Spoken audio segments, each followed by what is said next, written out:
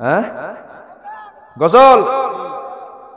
তোমাকে চেনার তুমি তৌফিক দাও খোদা, আমাকে চেনার তুমি তৌফিক দাও।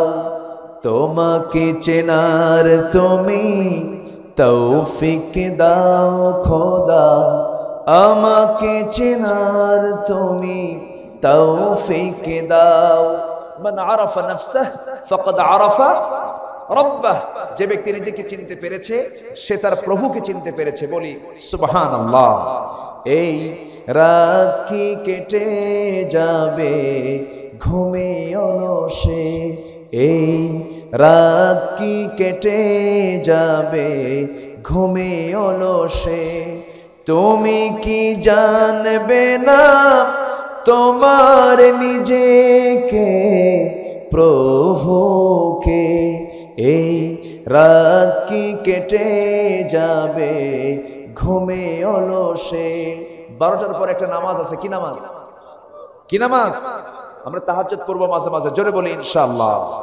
সেই সংগ্রামী মানুষের সারিতে আমাকেও রাখিও রহমান, যারা কোরআনের আহ্বানে নির্ভীক নির্ভয় সব করে দান, নির্ভয় সব করে দান, জোরে বলি আমিন। একটা গজল, একটা নাম দিয়ে আমি শেষ করতে চাচ্ছি।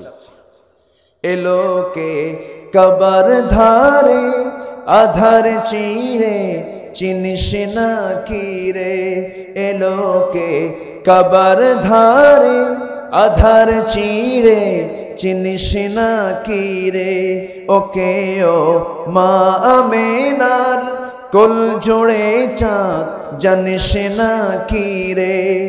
মুতালিব আজকে কেন বেহুশ হেন, বক্কি খুশির বান বেদনার সুপ্ত ক্ষতে হাত বুলাতে কারে আগমন, সাহারার হৃদয় ভরা, সাহারার হৃদয় ভরা ঝরনা ধারা বইল না কি রে, এলোকে কবর ধারে আধার চিড়ে চিনিস না কি রে।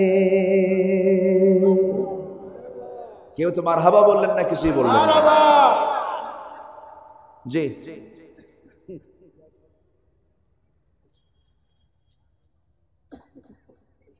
হুজুর, তাড়াতাড়ি বিয়ে হওয়ার কোনো আমল আছে?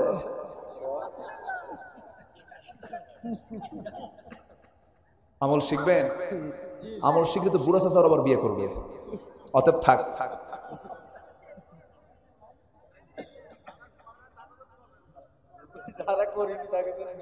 হ্যাঁ,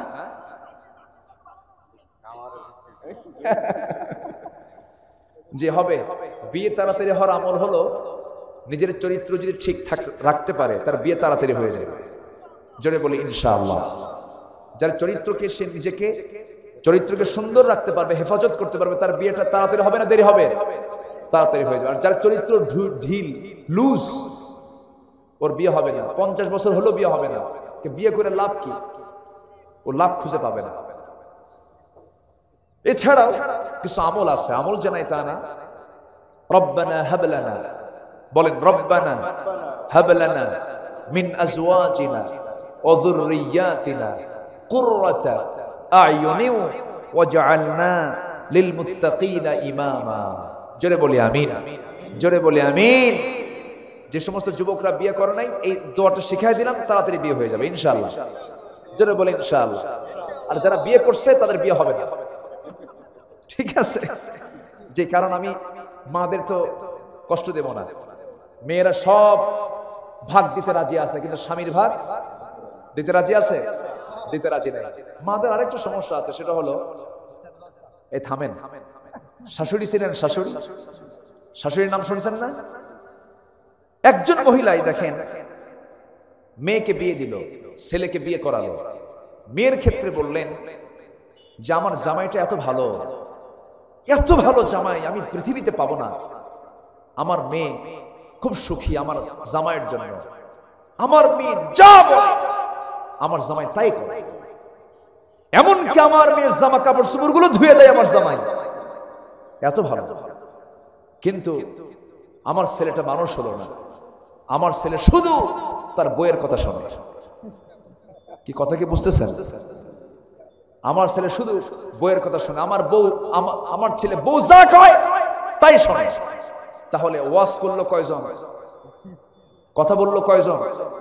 একজন মহিলার মুখে কয় কথা হলো? আচ্ছা, দুই কথা যে মহিলার মুখ থেকে বের হয় এটা কি ইমানের মুখ না মুনাফিকের মুখ? বলেন কার মুখ? বলেন মুনাফিকের মুখ। বেটার বউর আমার ওয়াজে দারুণ খুশি, হুজুর ভালো করে কোন শাশুড়ির জ্বালায় থাকতে পারতেছি না। আবার শাশুড়িরা মনে মনে চিন্তা করতেছে যে হুজুরে নিয়ে আসছো জীবন আর এখানে আনবা না। আমার আম্মারা যারা আসছেন, আপনার মেয়ের সুখ যদি আপনি দেখতে চান, আপনার মেয়েকে আপনি অন্য ঘরে পাঠিয়েছেন, আপনার মেয়ের সুখ যদি আপনি দেখতে চান, অন্য বাড়ি থেকে যে মেয়েটা নিয়ে আসছেন তার সঙ্গে ভালো আচরণ করেন, ঠিক কিনা? এই অশান্তি কিন্তু একটা বড় অশান্তি, বড় অশান্তি। মেয়েদের এই ক্ষেত্রে কিছু কৃপণতা আছে, তারা ভাবে যে আমার ছেলেটাকে মনে হয় আমার বেটার বউ নিয়েই নিছে, এরকম ভাবে না, কিছু ভাবে না। এই ক্ষেত্রে ছাড় দিতে হবে। আল্লাহ তুমি আমার মা বোনদেরকে এগুলো বোঝার তৌফিক দিয়ে দাও, জোরে বলি আমিন। গন্ডগোল যদি লেগেই যায় ছেলে কি বেটার বউ আর শাশুড়ি, এই ক্ষেত্রে ছেলের কিছু দায়িত্ব আছে না নাই? আছে। দুজনকে ব্যালেন্স করবে। মাকে বুঝাবে একরকম, বউকে বুঝাবে আরেক রকম করে। বউকে বলতে হবে দেখো বউ তো পাল্টান যায়, মা তো পাল্টান যায় না। দেখছেন, একটা ওয়ার্নিং দিয়ে দিলে অনেকটা সোজা হয়ে যাবে। মা তোমার একটাই, কিন্তু বউ তো পাল্টান যায়, এখন কি করি দেখো, বুঝালেন। আবার মার কাছে এসে বলবেন মা আমি তোমার পেটে কয় মাস ছিলাম? 9 মাস। তোমার কি আরামের দিনগুলো কাটছে না? খুব কষ্ট করছে বাবা, ডেলিভারি যন্ত্রণা সহ্য হয়েছে, খুব কষ্ট করছে, দুধ খাওয়াইছো 2 বছর। আমি তোমাকে আম্মা ডাকছি কোন দিন? তুই প্রথমে কিছুই ডাকিস নাই, 3 বছর তোর মুখে ডাকি নাই। তোর এই ডাকটা পাওয়ার জন্য 3 বছর অপেক্ষা করে এরপরে তুই আমাকে ডাকছিস আম্মা। আচ্ছা, আমার বউটা বিয়ে যেদিন হলো, বিয়ে হওয়ার পরের দিনই তোমার সামনে এসে ডাকছে আম্মা, একদিনে ডাকলো আম্মা, তুমি এরপর খুঁজে হও না কেন? কি ঠিক কিনা বলেন? এটা বুঝাবে, বুঝলে তারা বুঝবে, শিখবে। জোরে বলি ইনশাআল্লাহ। আল্লাহ তুমি এলাকার মা বোনদেরকে কবুল করো, জোরে বলি আমিন। আসেন আমরা দোয়া করি। আমরা চাইবো কার কাছে? আল্লাহর কাছে আমরা চাবো। যুবকরা অনেক আয়োজন, অনেক কষ্ট করেছে, মেহনত করেছে, তুমি তাদের মেহনতকে তুমি আল্লাহ কবুল করো, এই মাহফিলকে তুমি আল্লাহ কবুল করো। জি, আমার ভাইজান তার আব্বা আম্মার জন্য দোয়া চেয়েছেন। আল্লাহ তুমি তার আব্বা আম্মা কে বেঁচে আছেন? তারা দুজনে মারা গেছেন। আল্লাহ তুমি দুজনকে জান্নাতের মেহমান বানাও, জোরে বলে আল্লাহুম্মা আমিন। আমার ভাইটার মুখের দাড়িটা অনেক সুন্দর, আমার দাড়িতে 2-1টা আছে। ওনার দাড়িটা অনেক সুন্দর, লম্বা করলে ভালো হয়। যে দাড়িটা ছেড়ে দিবেন না, যে দাড়ি ছেড়ে দিয়ে দিবেন ইনশাআল্লাহ একদম বড় হয়ে যাবে। দাড়ি ছোট না বড় দরকার? বড়। দাড়িতে ভিটামিন সমৃদ্ধ দাড়ি হওয়া দরকার। দাড়ি ছোট হলে তো ভিটামিন কমে গেল, বড় হলে ভিটামিন বেড়ে গেল। জি আল্লাহ তুমি বোঝার তৌফিক দাও, জোরে বলি আল্লাহুম্মা আমিন। আসুন দোয়া, আপনি দোয়া করে দেন। আপনি করেন? আমি করব? জি আমি করব। জি আমরা আসুন আমরা দোয়া করি। জি কই বলি আল্লাহুম্মা সাল্লি আলা মুহাম্মদ ওয়া আলা আলি মুহাম্মদ কামা সাল্লাইতা আলা ইব্রাহিম وعلى آل إبراهيم إنك حميد مجيد اللهم بارك على محمد وعلى آل محمد كما باركت على إبراهيم وعلى آل إبراهيم إنك حميد مجيد যে আসুন আমরা দোয়া করি। হুজুর একটা জন প্রশ্ন, এটা প্রশ্ন না অবশ্য, বলেছেন হুজুর ছেলে বেকার ছেলের সাথে মেয়ের বিয়ে দিতে চায় না, এখন করণীয় কি? এটাতে একটা নতুন ওয়াজ শুরু হলো। এই ওয়াজ তো আমার আলোচনা আছে, এর উপরে অনেক আলোচনা আছে। আমি বিয়েতে উদ্বুদ্ধ করি, বিয়েতে উদ্বুদ্ধ থাকা দরকার। অনেক মেয়ের বাবা আছে এরকম, সরকারি চাকরি হবে না তো, সরকারি চাকরির বেতন কম, সরকারি চাকরি হবে কিন্তু উপরিয়া কামাই আছে নাকি? এরকম কিছু মুরব্বী আছে না নাই বলেন তো? আচ্ছা না, এটা মনে করা যাবে না। আপনি বিয়ে দিবেন মেয়েকে সম্পদ দেখে না চরিত্র দেখে? সম্পদ দেখে না চরিত্র দেখে? চরিত্র দেখে মেয়েকে বিয়ে দিবেন, দেখবেন আপনার মেয়ে সুখী হবে। আর শুধু সম্পদ দেখবেন, সুখ পাবেন না, আনন্দ পাবেন না, কিলাকিলি পাবেন না, মোহাব্বত পাবেন না। আল্লাহ তুমি গার্জিয়ানদেরকে এগুলো বোঝার তৌফিক দিয়ে দাও। যিনি বেকার আছেন, বেকার বলতে কোনো শব্দ নেই, সবাইকে প্রমোটার হতে হবে, উদ্যোক্তা হতে হবে, নিজেই কোনো কিছু সৃষ্টি করতে হবে, সৃজনশীলতা নিয়ে আসতে হবে। যোগ্যতা প্রতিটি মানুষের ভিতরে কে দিয়েছেন? এক একটা মানুষ এক একটা পৃথিবী, বলি আলহামদুলিল্লাহ। এক একটা মানুষকে এক একটা পৃথিবী। বেকার শব্দ নিয়ে আসা যাবে না। আপনি ছোট হোক বড় হোক, আপনাকে উদ্যোক্তা হতে হবে। আপনি একটা কাজ করবেন, কোনো কাজ পৃথিবীতে ছোট নাই, বলি আলহামদুলিল্লাহ। কামার ছিলেন খাব্বাব, কৃষক ছিলেন আদম,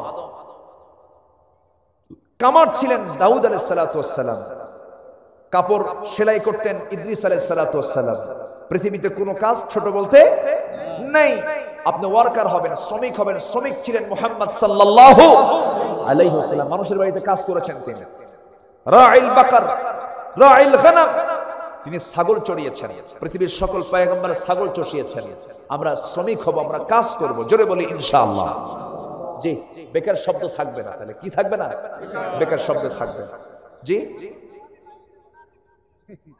কাম সারছে না। না, কে বলছে? আপনি একটা ছাগলের ফার্ম করেন, সব হাজির হবে আপনার সামনে, ঠিক কিনা বলেন? হ্যাঁ, ছাগলের ফার্ম করেন, কেন হবে না? আপনি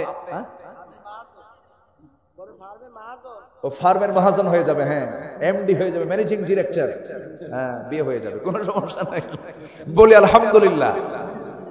শোনেন, ওই গ্রামের মানুষ সকালবেলা সামনে যা পায় খাওয়া দাওয়া করে, সকালবেলা খায়, নাস্তা করে না। আর শহরের মানুষ কি করে? নাস্তা করে। নাস্তা করতে গেছে গ্রামের মানুষ, দেখেছে মূলা, দেখে কি মূলা ছিলেন কি মূলা দিয়ে, এই মূলা আবার নাস্তা হয়? কি কথা কি বুঝতেছেন? তো বিষয়টা হলো যে যেভাবে এটাকে নেবে, পৃথিবীর কোনো কাজকে আমরা ছোট চোখে দেখবো না, সব কাজগুলোই বড় চোখে দেখবো, জোরে বলি ইনশাআল্লাহ। রিকশা চালানো কি ছোট কাজ? না। ভ্যান চালানো কি ছোট কাজ? শ্রম দেওয়া কি ছোট কাজ? না, কোনোটাই ছোট কাজ না। সবগুলোই শ্রমিকের ঘাম এত মূল্যবান যে শ্রমিক ঘেমে উপার্জন করে, তার ইনকামটাই হলো সবচেয়ে বড় সহি ইনকাম, বলি আলহামদুলিল্লাহ।